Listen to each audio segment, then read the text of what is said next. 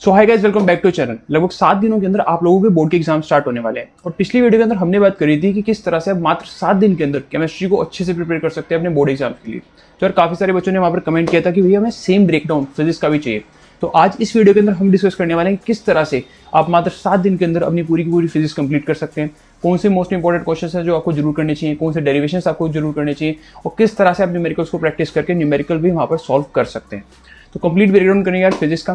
ज़्यादा टाइम आप लोगों का मैं नहीं लूंगा। I know you guys are very busy these days, तो कम से कम टाइम के अंदर हम ज़्यादा यहाँ पर डिस्कस कर रहे होंगे। And I want you guys to watch this video till end, because इस वीडियो को देखने के बाद आपके जो मार्क्स हैं वो श्योरली इंक्रीज कर रहे होंगे। तो स्टार्ट करते हैं बिना किसी टाइम वेस्ट के। सबसे पहले इंडेक्स देख लेते हैं। अब हमने यहाँ पर इंडेक्स को चैप्टर की प्रायोरिटी वाइज बनाया है। हमने यहाँ पर क्या किया है, हमने उन चैप्टर्स को यहाँ पर सबसे ऊपर रखा है जो आपको सबसे पहले करने हैं, क्योंकि मैं ये मानकर चल रहा हूँ कि आपने अभी तक फिजिक्स की ज़्यादा प्रिपरेशन नहीं करी है। तो जब आप स्टार्ट करते हैं तो आप ऐसे चैप्टर्स को आपको करना चाहिए जहाँ पर आपके पिछले चैप्टर के साथ कोई भी लिंकेज ना हो, यानी क्लास 11 से आपको कोई भी लिंक ना हो रहा हो चैप्टर, और ना ही क्लास 12 के किसी प्रीवियस चैप्टर से लिंक हो रहा हो। दूसरा, वहाँ से आपके जो न्यूमेरिकल्स हैं वो इजीली सोल्व हो जाए, प्लस वहाँ से थ्योरी का जो पोर्शन है वो थोड़ा सा ज़्यादा आता हो, क्योंकि जब हम फिजिक्स को उठाते हैं तो हमें सबसे ज़्यादा न्यूमेरिकल से लगता है। तो मैंने यार उन्हीं चैप्टर्स को आगे रखा है जहाँ से आपको थ्योरी के क्वेश्चन बहुत ज़्यादा बनने वाले हैं।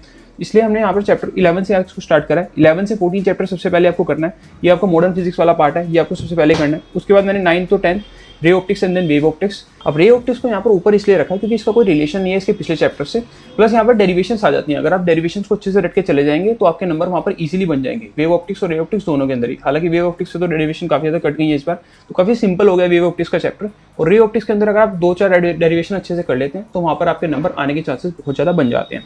Then we have EM waves, छोटा सा चैप्टर है, 3 नंबर का चैप्टर आता है। सिर्फ 2 से 3 टॉपिक्स आप यहाँ पर आपको पढ़ने हैं, बहुत इजीली आपका वहाँ पर नंबर आ जाएंगे।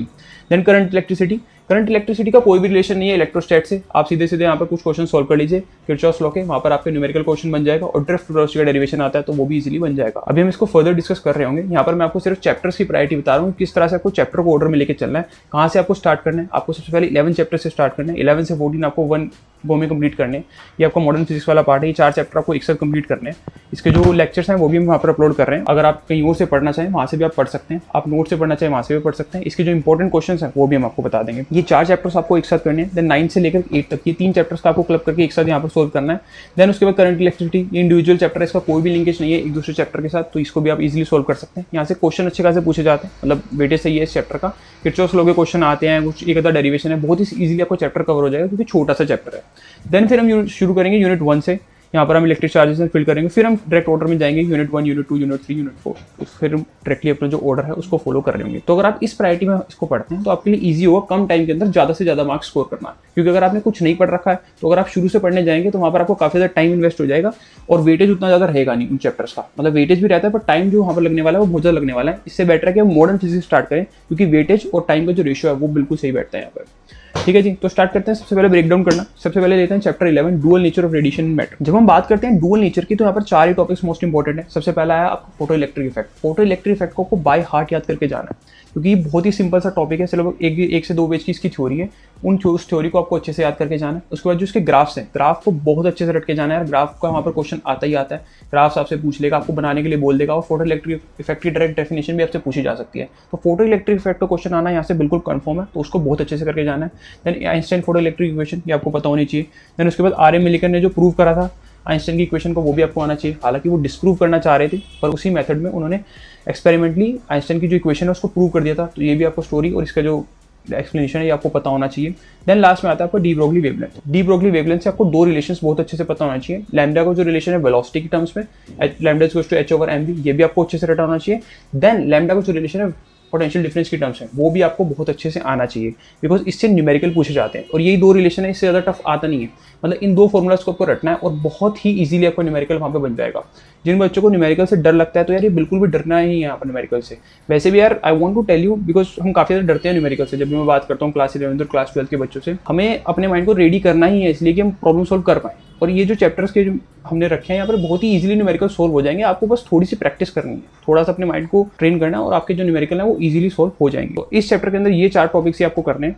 बाकी यार एग्जाम्पल से मैं बता देता हूँ कौन से आपको प्रैक्टिस करने हैं। 11.1, 11.2, 11.3 ये 3 एग्जाम्पल के क्वेश्चन है। और बाकी यार बैक एक्सरसाइज क्वेश्चन की बात करें तो 11.2, 11.6, 11.7, 11.8 और 11.11 ये 5 क्वेश्चन आपको बैक एक्सरसाइज करना है।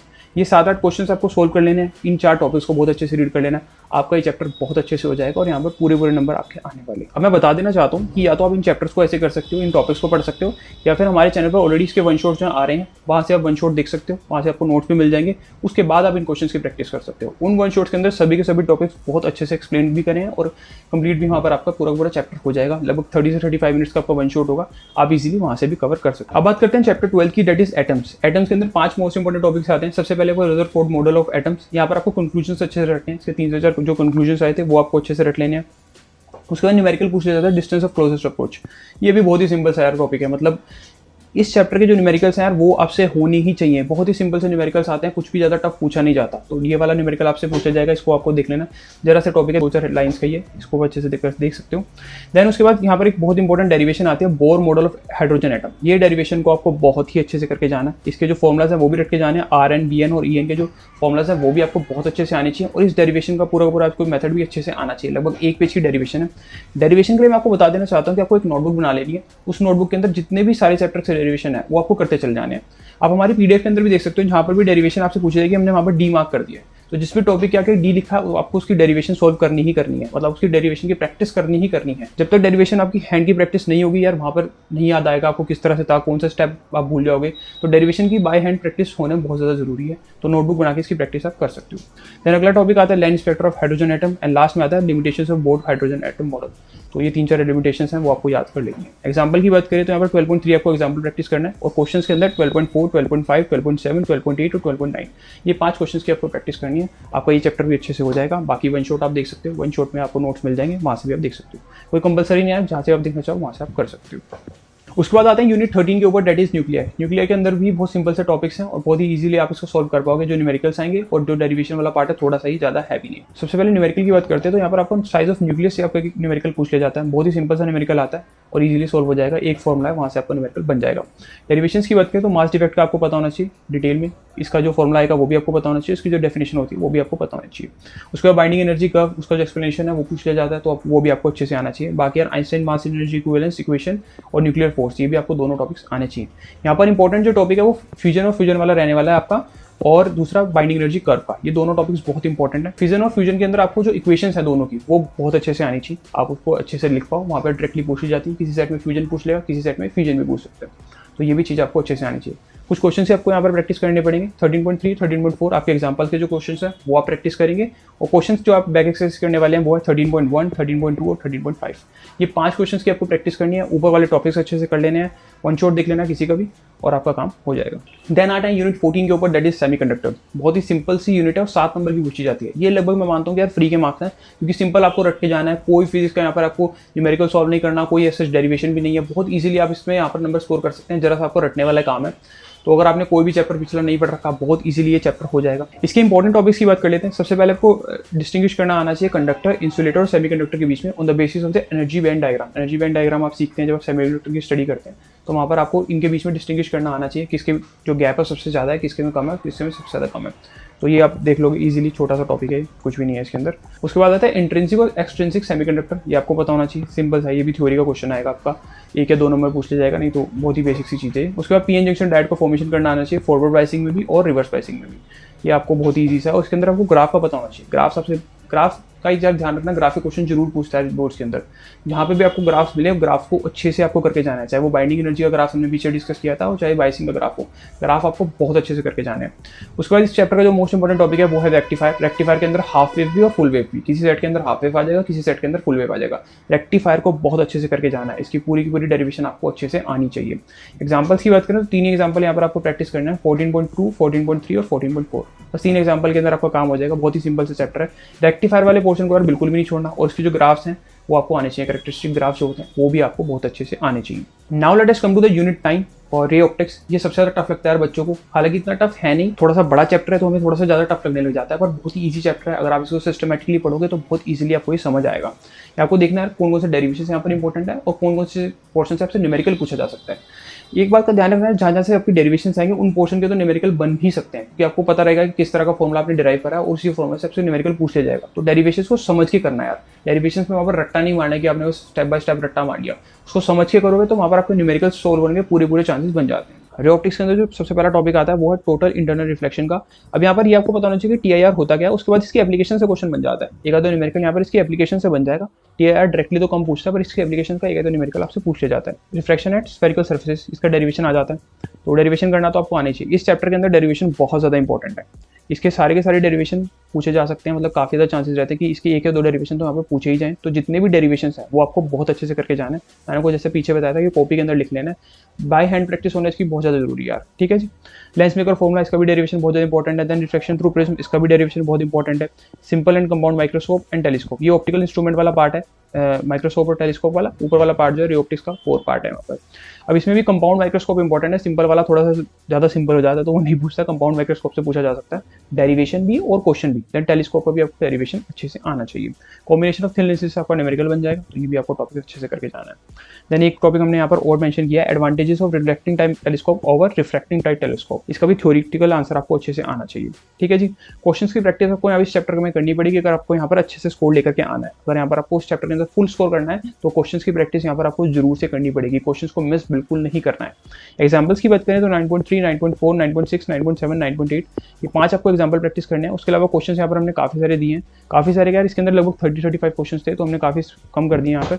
9.1, 9.3, 9.5, 9.6, 9.10, 9.11, 9.16, 9.21, 9.22, 9.26, 9.30, 9.31 ये सभी के सभी क्वेश्चंस की आपको बहुत अच्छे से प्रैक्टिस करके जानी। एक दो बार आप देख लोगे तो वैसे भी यार आपको समझ आ जाएगा। अगर आपने डेरिवेशन अच्छे से समझ ली तो क्वेश्चन भी आपसे इजीली सॉल्व हो जाएंगे। क्वेश्चन को यार फिजिक्स के जब भी क्वेश्चन करो तो उसको अच्छे से रीड करो। हम मिस रीड करते हैं क्वेश्चन को, अगर हम अच्छे से रीड नहीं करेंगे तो वो हमें टफ ही लगेगा, बट अगर हम उसको डेप्थ में जाकर के रीड करेंगे और हमने अगर डेरिवेशन को अच्छे से समझा होगा तो वो इजीली सॉल्व हो जाएगा। तो यार अच्छे से रीड करना, जिस भी चैप्टर का क्वेश्चन कर रहे हो, जिस भी न्यूमेरिकल को आप सोल्व कर रहे हो, अच्छे से रीड करो और याद करो कौन सी डेरिवेशन से वो बना है, आपका इजीली क्वेश्चन वो सॉल्व हो जाएगा। बोर्ड के अंदर इतने ज़्यादा टफ और ट्रिकी क्वेश्चंस नहीं पूछे जाते, तो आपके वो सॉल्व हो जाएंगे यार। बात करते हैं वेव ऑप्टिक्स की, तो वेव ऑप्टिक्स को यार इन्होंने बिल्कुल ही लाइट कर दिया। पहले काफी सारे डेरिवेशन ऐसे पूछे जाते थे, डिफ्रेक्शन वाला पार्ट था, पोलराइजेशन वाला पार्ट था, देन YDSC का डेरिवेशन पूछा जाता। अब इन्होंने इन सभी चीज़ों के जो डेरिवेशन है उनको हटा दिया है, तो बहुत ही सिंपल हो गया आपके लिए पार्ट। हाइगन्स प्रिंसिपल आपको पता होना चाहिए, उसके बाद proof of law of reflection and Snell's on the basis of wave theory. Wave theory के बेसिस पर आपका जो लॉ ऑफ रिफ्लेक्शन है और स्नेल्स लॉ दोनों को वेव थ्योरी के बेसिस पर प्रूव किया गया है। एक पेज का डेरिवेशन है वो आपको अच्छे से आना चाहिए। डेरिवेशन भी है, थ्योरेटिकल पार्ट ही है वो आप देख सकते हो।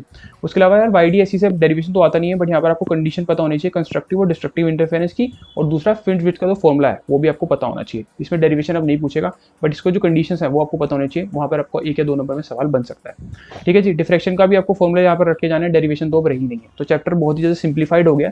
कुछ ही क्वेश्चन यहाँ पर बचे हैं NCERT के अंदर और कुछ ही डेरिवेशन यहाँ पर बची हैं। पहले बहुत ज़्यादा डेरिवेशन इस चैप्टर के अंदर भी हुआ करती थी, अब यहाँ पर आपको सिर्फ एंड रिजल्ट को याद करके जाना है, आपके नंबर वहाँ पर बन जाएंगे। क्वेश्चंस की बात करें तो 10.1 यहाँ पर आपको एग्जाम्पल प्रैक्टिस करना है, और क्वेश्चंस में 10.4, 10.5 और 10.6 तीन ही क्वेश्चन यहाँ पर आपको दिए हैं हमने बैक एक्सरसाइज से, और एक एग्जाम्पल। आप ये 4 क्वेश्चन की प्रैक्टिस कीजिए और इन टॉपिक्स को बहुत अच्छे से कीजिए, यहाँ पर भी आपके नंबर आने ही वाले हैं, ठीक है जी। अब बात करते हैं EM की। EM भी बहुत ही सिंपल सा चैप्टर है यार, 4 टॉपिक है इसके अंदर और ज़्यादा कुछ है ही नहीं। डिस्प्लेसमेंट करंट वाला टॉपिक है, इसमें भी सिर्फ फॉर्मुला आपको रख के जाना है। मैक्सवेल इक्वेशन का आपको पता होना चाहिए, प्रॉपर्टीज जो होती है EM की वो आपको पता होनी चाहिए, और लास्ट में हमारे पास आता है इलेक्ट्रोमैग्नेटिक स्पेक्ट्रम। बस ये 4 टॉपिक्स आपको अच्छे से करके जाने हैं। 3 नंबर का क्वेश्चन आता है, 3 ही नंबर का चैप्टर है, तो बहुत ही इजीली आपको हो जाएगा। कुछ क्वेश्चंस की प्रैक्टिस करने के लिए आपको 8.1, 8.2 और 8.2, 8.3, 8.8 और 8.10 ये आपके बैक एक्सरसाइज के क्वेश्चंस हैं। इस यहाँ पर एक बात का ध्यान रखना, बहुत ही सिंपल सा चैप्टर है, ज़्यादा टफ पूछा ही नहीं जाता इस चैप्टर से, तो इसको जरूर करके जाना। 3 नंबर फ्री के मिलने वाले हैं आप। अब बात करते हैं अपनी यूनिट 3 की, डेट इज करंट इलेक्ट्रिसिटी। बहुत ही सिंपल सा चैप्टर है, छोटा सा चैप्टर है, लगभग 35 मिनट्स का हमने वन शॉट इसका डाला है। अगर आप वहाँ से देखना चाहो तो देख सकते हो।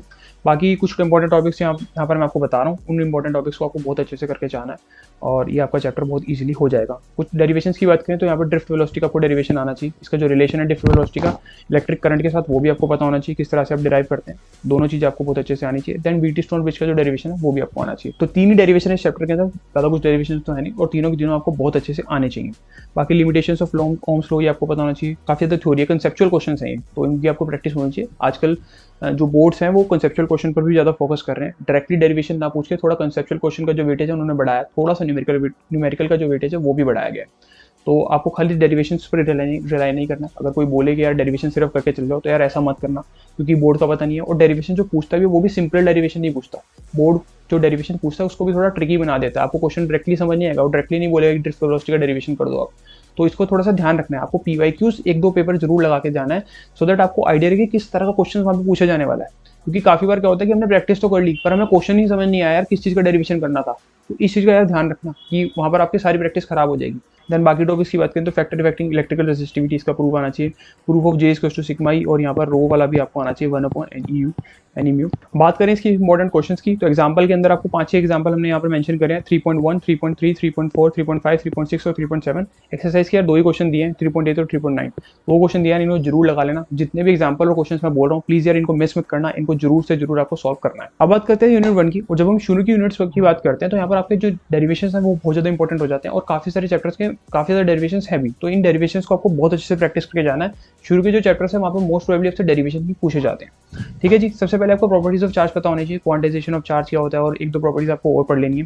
डेफिनेशंस की बात करें तो कूलम्ब्स लॉ की definition, electric field, electric flux, dipole movement, ये आपको 3-4 जो डेफिनेशंस है वो ये आपको अच्छे से आनी चाहिए। उसके बाद डेरिवेशन पे आ जाते हैं। सबसे पहला डेरिवेशन यहाँ पर आपको आता है electric field to dipole, axial line पर, इक्वेटोरियल लाइन पर। ये दोनों चीजें आपको बहुत अच्छे से रख के जानी है। इसका एक पेज का डेरिवेशन है, ये दोनों ही डेरिवेशन आपको आनी ही चाहिए। हो सकता है एक सेट में एक्सियल लाइन पूछ लिया जाए और दूसरे सेट में इक्वेटोरियल लाइन, ये आपको बहुत अच्छे से आना चाहिए। देन अगला फिर से डेरिवेशन है dipole in uniform electric field, ये टॉर्क वाला पार्ट आ जाता है, इसका भी डेरिवेशन आपको अच्छे से आना चाहिए। देन अगेन आपका गोस लॉ के अंदर भी आपको एप्लीकेशन वाले पार्ट से सवाल आता है, जो अगेन डेरिवेशन है, 3 यहाँ पर पूछे जाते हैं। सबसे पहले आपका infinite long straight charge wire है, यहाँ पर आपका डेरिवेशन पूछा जाएगा, इसको डिराइव करना होता है आपको गोस लॉ के थ्रू। देन आपको uniformly charge infinite plate sheet है, ये आपको आना चाहिए। और लास्ट में आता है आपका थिन स्फेरिकल शेल। ये तीनों की तीनों जो एप्लीकेशंस है ये आपको आनी ही चाहिए। ध्यान रखना है इन जो टॉपिक्स आने वाले हैं इनकी एप्लीकेशन ज़्यादा इंपॉर्टेंट होती हैं। डायरेक्टली आपको उससे गोस लॉ पूछे ना पूछे, पर इनकी एप्लीकेशन से सवाल पूछा जाएगा। जैसे तीनों की तीनों जो कंडीशंस हैं यहाँ से सवाल पूछा जा सकता है। बात करें कुछ क्वेश्चंस की तो एग्जाम्पल के अंदर 1.5, 1.6, 1.7, 1.8, 1.10, 1.11 और 1.12 इन क्वेश्चंस की आपको अच्छे से प्रैक्टिस कर जानी है। और क्वेश्चंस में जो बैक एक्सरसाइज के क्वेश्चंस हैं वहाँ पर हमने 4 ही क्वेश्चन यहाँ पर मेंशन करें, 1.13, 1.17, 1.19 और 1.23। तो ये कुछ क्वेश्चंस की आपको प्रैक्टिस करके जानी है। ऊपर वाली जो डेरिवेशन बोली है इनको अच्छे से कर जाना है। हाई प्रोबेबिलिटी रहती है इनमें से कोई ना कोई डेरिवेशन आपसे पूछ ली जाएगी एग्जाम। बात करें अगर यूनिट 2 की तो यूनिट 2 की electrostatic potential and capacitance, unit 2 के भी यहाँ पर आपको डेरिवेशन है वो बहुत ज़्यादा इंपॉर्टेंट होने वाले। स्टार्ट ये डेरिवेशन से होती है, electric potential to electric dipole, यहाँ पर आपको निकालना आना चाहिए। उसके बाद इक्विपोटेंशियल सर्फेस के बारे में आपको थोड़ा सा पता होना चाहिए, जैसे कि इलेक्ट्रिक फील्ड इक्विपोटेंशियल सर्फेस पे जो परपेंडिकुलर होती है, वर्क डन यहाँ पर 0 हो जाता है। तो ये कुछ बेसिक टर्म्स जो है आपको इक्विपोटेंशियल सर्फेस के बारे में आपको पता होनी चाहिए, ये आपको अच्छे से रीड कर लेना। और ऊपर वाला आपको डेरिवेशन जरूर करना है। उसके बाद potential energy of system of 2 charges, ये बहुत इंपॉर्टेंट डेरिवेशन है दोनों ही केस में, मतलब आपको दोनों के दोनों केस आने चाहिए, विदाउट एन एक्सटर्नल फील्ड और इन एक्सटर्नल फील्ड, ये दोनों के दोनों केस आपको आने चाहिए। नेक्स्ट अगला फिर से डेरिवेशन है potential energy of system in uniform electric field, तो ये भी फिर से आपको डेरिवेशन अच्छे से करके जाना है। देन पैरेलल प्लेट कैपेसिटर, इसका भी डेरिवेशन है। यहाँ पर ये भी देखना है इफेक्ट ऑफ डाइलेक्ट्रिक क्या होता है, जो कैपेसिटेंस होता है उसके ऊपर क्या इफेक्ट होने वाला है आपके डाइलेक्ट्रिक का, तो ये भी चीज़ इंपॉर्टेंट है। उसके बाद कॉम्बिनेशन ऑफ कैपेसिटर से का न्यूमेरिकल पूछ लिया जाता है, पैरेलल में लगे होंगे सीरीज में, वो आप देख सकते हो। उसके बाद लास्ट में आता है एनर्जी स्टोर इन कैपेसिटर, यहाँ से न्यूमेरिकल आने के चांसेस ज़्यादा रहेंगे, डेरिवेशन से भी हटके न्यूमेरिकल यहाँ से पूछा जा सकता है। तो इसका जो फॉर्मूला है आपको अच्छे से रट करके जाना है। एग्जाम्पल्स की बात करें तो 2.2, 2.3, 2.5, 2.6, 2.8, 2.9 और 2.10। क्वेश्चन की बात करें जो बैक एक्सरसाइज के क्वेश्चन है, सिर्फ 3 बैक एक्सरसाइज के क्वेश्चन आपको सोल्व करे जाना है। ध्यान रहे पहली वैरायटी 16 एग्जांपल्स को देनी है, बहुत हाई चांसेस रहते हैं कि जो क्वेश्चन है 16 एग्जांपल से पूछ ले जाए, तो वो आपको अच्छे से करके जाने हैं। 3 क्वेश्चन हम यहाँ पर मेंशन करें, बाकी बैक एक्सरसाइज के 2.1, 2.5 और 2.11 तीनों के तीनों क्वेश्चन आपको देख लेने हैं। Now let us talk about the unit 4 that is moving charging and magnetism. ये पूरा का पूरा जो चैप्टर है वो डेरिवेशन से भरा हुआ है। जिस भी टॉपिक की आप स्टडी करेंगे उसका डेरिवेशन आपको बहुत अच्छे से आना चाहिए, उसको बिल्कुल भी मिस नहीं करना है, क्योंकि इस चैप्टर के डेरिवेशन आपसे काफी बार पूछ लिए जाते हैं। न्यूमेरिकल अगर आप इस चैप्टर से आएंगे तो वहाँ पर भी आपको इन डेरिवेशन के जो फॉर्मुला आप डिराइव करेंगे उसका यूज आने ही वाला है। तो यहाँ के जितने भी आप टॉपिक्स को पढ़ेंगे उनका डेरिवेशन आपको बहुत अच्छे से आना चाहिए। वन शॉट इसका हमने ऑलरेडी अपलोड कर लिया है, वहाँ से आप जाकर के देख सकते हैं। सबसे पहले आता है बायो-सॉर्बेट लूप और इसका एप्लीकेशन। एप्लीकेशन से सवाल पूछा जाएगा। एप्लीकेशन क्या है, मैग्नेटिक फील्ड निकालना होता है आपको on the axis of circular current loop, तो ये फिर से यार इसका डेरिवेशन है वो आपको देखना पड़ेगा। द नेक्स्ट क्वेश्चन हमारा यहाँ पर आता है motion in a magnetic field. अब यहाँ पर एक बार वेलोसिटी जो है परपेंडिकुलर बोल देगा मैग्नेटिक फील्ड के, और एक बार बोलेगा इंक्लाइन एट सम एंगल, तो उसका जो पाथ होगा, जैसे इंक्लिनेशन जब होगा तो वहाँ पर हेलिकल पाथ आपका निकल के आने वाला है, अगर परपेंडिकुलर हो तो किस तरह का पाथ वहाँ पर निकल के आने वाला है, तो ये चीज़ आपको अच्छे से पता होनी चाहिए। पाथ का क्वेश्चन पूछा जाता है, ज़्यादा टफ नहीं है, बहुत ही ईजी सा क्वेश्चन है। थर्ड आता है आपका एम्पियर सर्किटल लॉ। इस यहाँ पर भी आपसे एप्लीकेशन पूछी जाएगी। एप्लीकेशन क्या है, इसकी मैग्नेटिक फील्ड टू सोलेनोइड आपको निकालना होगा, तो ये यहाँ पर फिर से एप्लीकेशन का सवाल आएगा। और थ्योरी में जनरली एक आधे क्वेश्चन एक आधे नंबर का ये पूछ सकता है कि डिफाइन एम्पियर सर्किटल लॉ, तो आपको ये पता होना चाहिए और इसकी एप्लीकेशन आपको अच्छे से पता होनी चाहिए। उसके बाद आता है force between 2 infinite long parallel wire. ये आपका न्यूमेरिकल का क्वेश्चन बनता है यहाँ से।